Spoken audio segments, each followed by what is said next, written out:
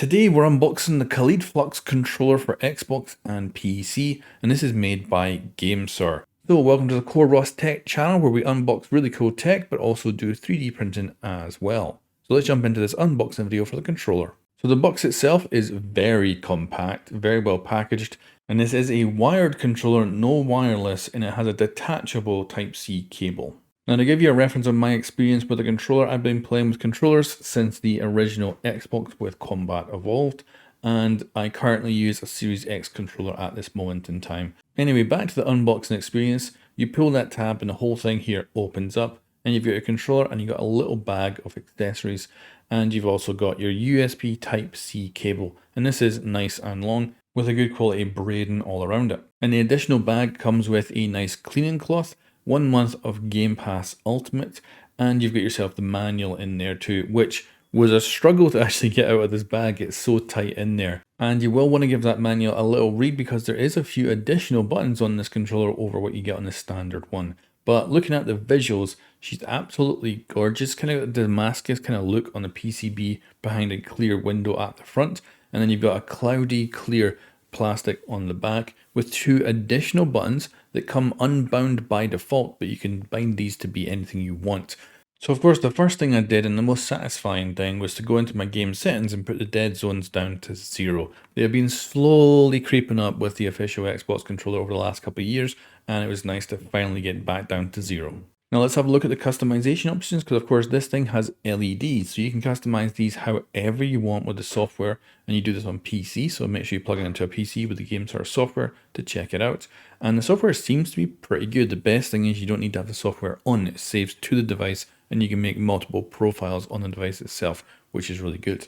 Software as well seems to be excellent. You can customize the triggers, the dead zones, and everything from the actual controller and mess around with the thumbsticks and all that. So you can really have a lot of customization.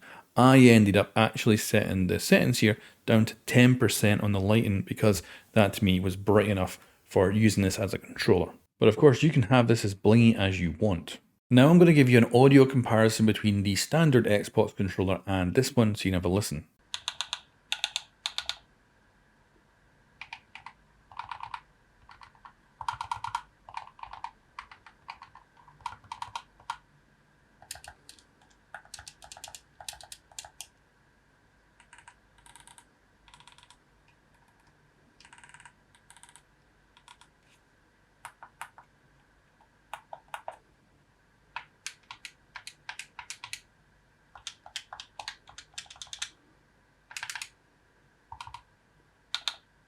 Now let's move on to conclusion. So this controller is pretty good, but it does have problems. The D-pad is the issue, as it feels like it's from a few generations ago rather than being up to current standard, and unfortunately that is not great.